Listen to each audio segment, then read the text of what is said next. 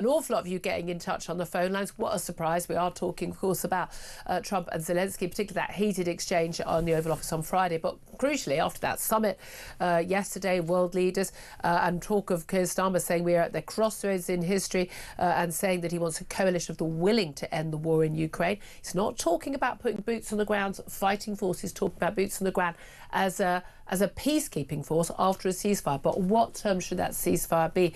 I want to know, what should Keir Starmer do to help Ukraine? What would you do if you were him right now? Love to hear your thoughts on that. Give us a call, 0344 499 1000. You can text on 87222. Get in touch on X at Talk TV. Calls are charged at the national rate.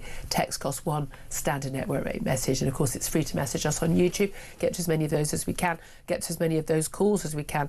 Don't forget the Ukrainian president has said he is still ready to sign a minerals deal with the US, but he confirmed that he is prepared to step down also as president in exchange for Ukraine's membership of NATO. So we all want peace. The idea that the president of Ukraine doesn't want peace for his country is insane. But peace on what terms and how long would it last? That is the crucial argument. So virtue signalling, going, oh, you want war, I want peace, is meaningless. It's just nonsense. I mean, we're not 13-year-olds. Let's have a proper conversation. Also, we're going to be talking to entertainment journalist, the brilliant Caroline Frost, about what happened at the Oscars overnight, as well as the Brits this weekend. And basically, a load of women who ain't eating anything anymore at the Oscars, and a load of women who ain't wearing anything anymore at the Brits. And apparently some films and stars won awards. The film that won 5 biggest awards at the Oscars, Anora, never heard of it. I don't mean like I've not seen it. I've never even heard that word mentioned to me. I watched a trailer for it this morning. Nope, can't see why that's an Oscar-winning film either. But there we are. What do I know? I've had breakfast this morning, which is more than most people at the Oscars had ever done. Let's turn our attention to my brilliant guest joining me, as always, on a Monday morning, commentator Sam Armstrong, desperately wiping everything down with disinfectant wipes as I cough and sneeze everywhere off air. You're doing well. I just bring in my colds and coughs and I give them to you on a Monday. Yeah, the real point is I have just about shaken off the 100-day cough that you gave me just before Christmas. Sorry. And now you're back here with more goods. I have nephews at nursery and I have a teenager at sixth form. Yes. And I work in an office full of 20-years-olds. I get everything going. Yes, you also dance in nightclubs and go on big I don't know what you're parties. talking. In no way was I dancing on a podium in a nightclub on Friday night. What? Don't ever make that allegation. I would never do that. I'm a 56-year-old responsible member of society. Anyway, let's move on. Let's talk. I did do that. Let's talk about Trump and Zelensky. I'd love to see that. The memes that have been going around involving Zelensky basically punching Donald Trump in the face and Donald Trump being dragged along like a dog in the snow by Vladimir Putin on a lead. I mean, they are the ones that ring true to me about what happened at that Oval Office meeting on Friday. Not to Trump fans. They say that Trump was... It was outrageous behaviour from Zelensky. He's a warmonger, he's a dictator, and it's Donald Trump who wants peace and is the reasonable person. Is that how you see it? No, absolutely not. Let's be very, very, very clear. Volodymyr Zelensky was democratically elected to lead his country, and by any rational standard, he has gone above and beyond the call of duty. He has stuck in his country when he was offered a ride out, when all hope seemed to have faded. He stuck in, he led, and he managed to convince and to inspire his entire country to resist what we used to believe was the second most powerful army on earth. Yeah. We now believe that the Russian army is basically the second most powerful army in Ukraine. And that the credit for that belongs to one man, and that is Volodymyr Zelensky, who inspired everybody around the world. And look, the situation has got difficult, and it's got difficult because war always ends up this way. It takes longer than you think. We always say, we said the First World War was going to end by Christmas. We said the Second World War would be over in a year or two. Yeah. It never is, because people dig in, things get harder to face. And what Volodymyr Zelensky is doing is he's going to the world and he's asking them to show an ounce, a gram, a percentage point of the backbone that he has shown for so long. Yep. And he's saying, stick with us. Look, I want to get to a peace deal. And look, he is now making concessions that would have seemed impossible for the Ukrainians to say. He said, right, they can have Crimea, which they seized by force in 2014, the last time they invaded. Yeah, I think just realistically, not getting Crimea back. He is basically prepared to do a deal by which the vast territories of Ukraine, which Russia seized by force using military power, that invaded his country, he's prepared to do a deal by which they get sovereignty over them. That is an extraordinarily in return generous for a deal. guarantee for the rest of his country. This is bare minimum stuff. This is a huge win for Putin. He's prepared to sign up to. It's a huge win. And in return for NATO membership, he would leave the presidency. Oh, by the way, he hasn't even, I don't think, he's not even drawing the red line at NATO membership. What he's saying is, look, give us some peacekeepers so they can't invade us without attacking your guys too. And therefore, and then I mean, let's have a little watch and listen to that clip of what Donald Trump, when he got really, you don't have the cards now. This is what, just a reminder on Friday of what Donald Trump said to Zelensky in the Oval Office. You're right now not in a very good position.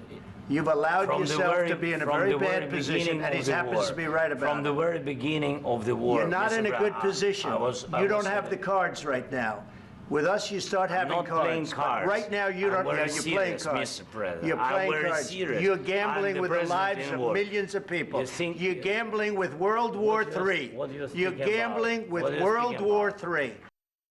Of course, it's Donald Trump who's gambling with World War III by giving a sop to Vladimir Putin. A little earlier, we couldn't play this full clip. I do want to play it now. J.D. Vance's vice president just stepping in. I mean, really, I thought quite vicious. And by the way, also completely inaccurate criticism of Zelensky. Here's what he had to say.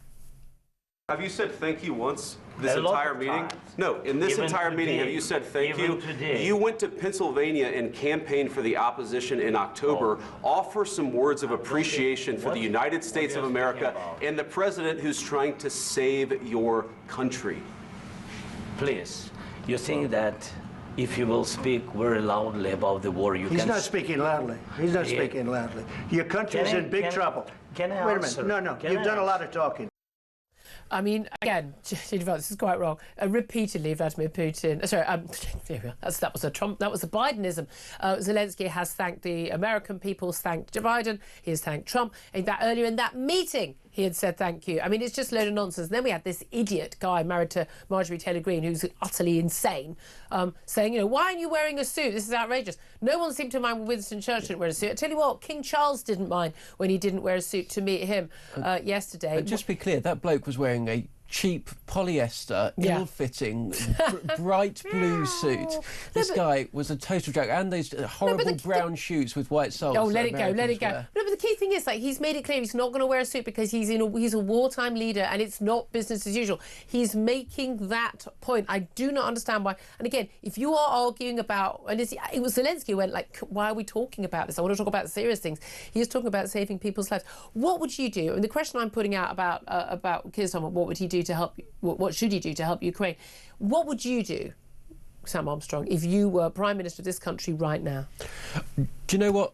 I think it's incredibly difficult, but the reality is we are going to require European peacekeepers on the ground to maintain a demilitarised zone in Ukraine. Now, we can't do them ourselves. I'll tell you why we can't do them, because the British Army right now wouldn't fill Old Trafford. Yeah. Right? We have totally degraded ourselves, our own military capacity, to the extent that we cannot conduct that kind of operation. Which is a bit telling in itself in a dangerous age. It's more than telling, it's disgraceful, it is shocking. Politician after politician has come on this channel, a number of other channels, and talked tough on defence for the last 20, 30 years, while all the time allowing the basic function of our national security to be evaporated before our very eyes.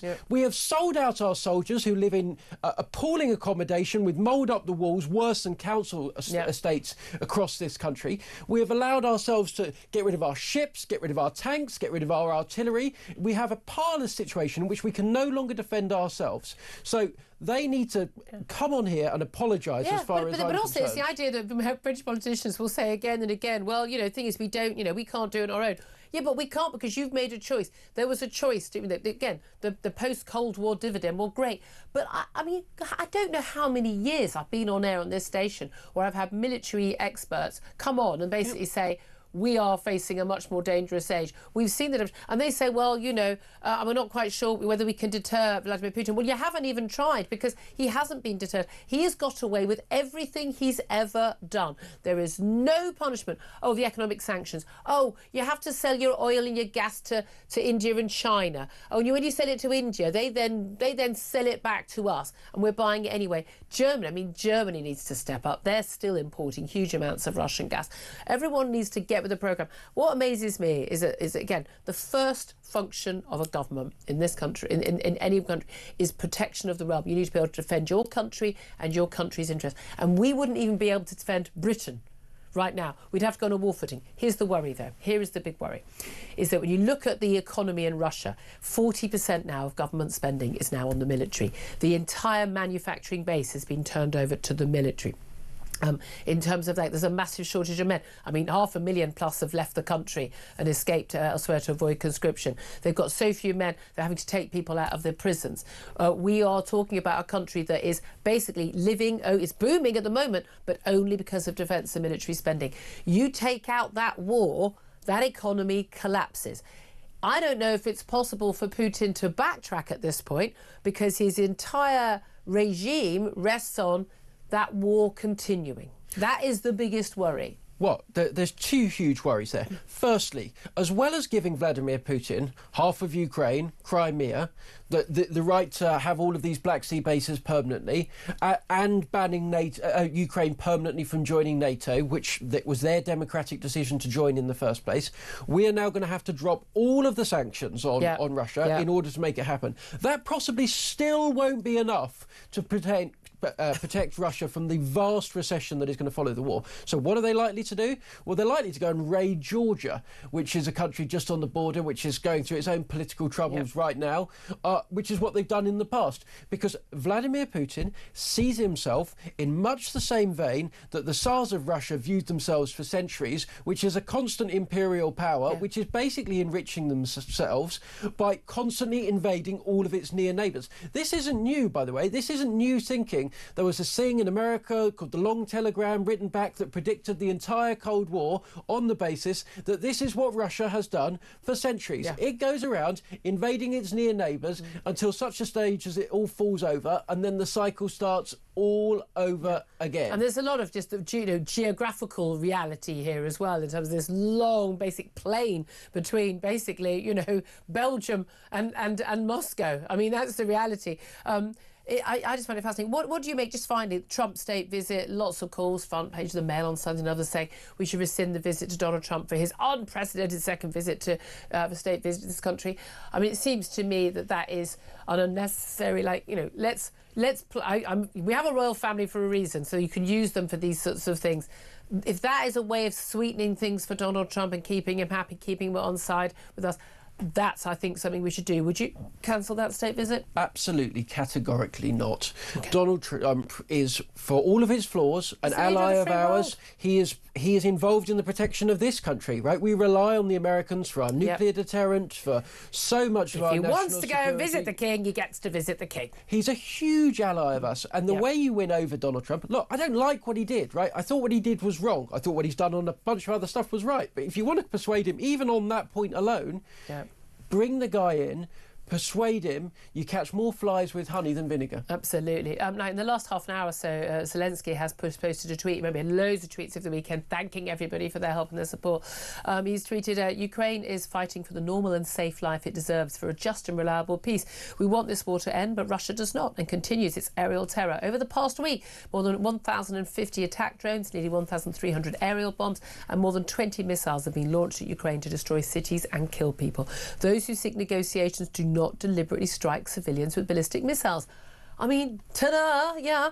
To force Russia to stop its attacks, we need greater collective strength from the world, strengthening our air defence, supporting our army and ensuring effective security guarantees that will make the return of Russian aggression impossible. This is what we must focus on. Justice must prevail. We believe in the power of unity and we will certainly restore lasting peace. I mean, this is really basic stuff. Who knows whether Trump's going to be convinced by this. I'd love to hear your thoughts. Give us a call, 0344 499 1000. Talking of another war, which Israel is on the right side on, and again, I find it utterly perplexing how so many people can be on the right side of what's going on in the Middle East, but on the wrong side of what's going on in Ukraine. But Gaza, Israel have agreed to a proposal for an extension of the ceasefire deal. They have more hostages to release. I have to say, I find it so painful, the idea that we'll have 3 live and 3 dead hostages at this time. And then we know that these men and women are being starved to death. We are talking about drastic conditions in those tunnels. But Hamas have rejected the extension of the ceasefire deal. It's almost like they don't want peace for their people sometimes, isn't it? But Israel's now cut off all aid, no aid going into the country. I'm like, well, fair enough. It's up to Hamas, isn't it? If they want peace, they'd allow it. Underneath the streets of Gaza are being held desperate, terrified, young people, old people, hostages of all types. And Israel is desperate to get its people back. Desperate to get its people back. Look, if that was me, if that was my daughter down there in those tunnels, I would be raising the Gaza to the floor. Israel has shown extraordinary restraint through all of this. And how has Hamas, this vile terrorist organisation, chosen to repay it?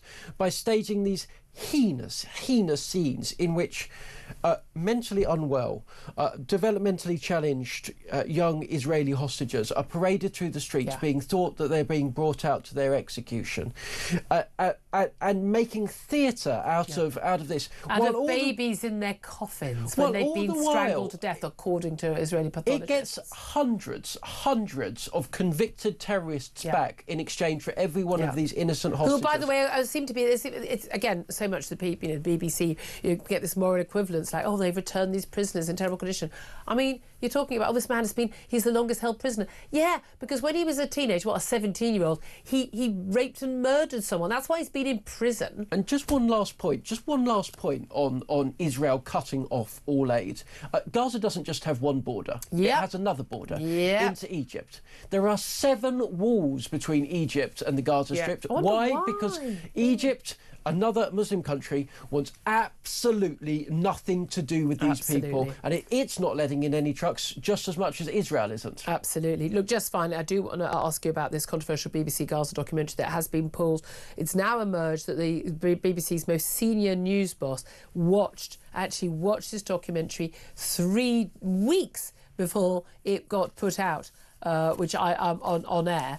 This is Deborah Turner, Chief Executive of BBC News and Current Affairs. She watched it, Gaza, How to Survive a War Zone, and basically didn't clock, interestingly, didn't clock the continuity issues. Like the kid had different haircuts on the same day and wore 3 different pairs of shoes in the space of an hour or 2. Again, I mean, just things like that. And again, it's minor stuff, but it'll make you go, hold on a minute, can we trust this as a piece of news reporting? But the fact, crucially, that this was the son of a Hamas official, a Hamas minister.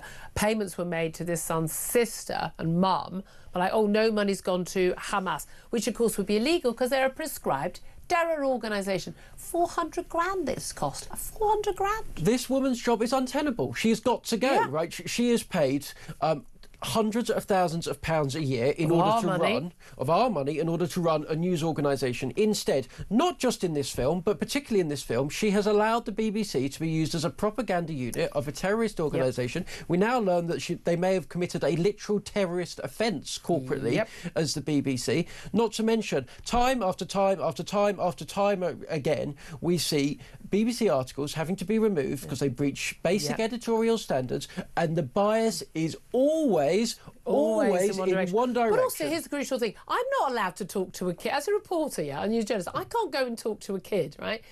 Even in a war zone, you'd have to get permission. Your guys, you can't send BBC people in because Hamas controls everything. You'd have to ask me, who is this child? Can we have the identity of this child? But told they didn't know it's a Hamas official.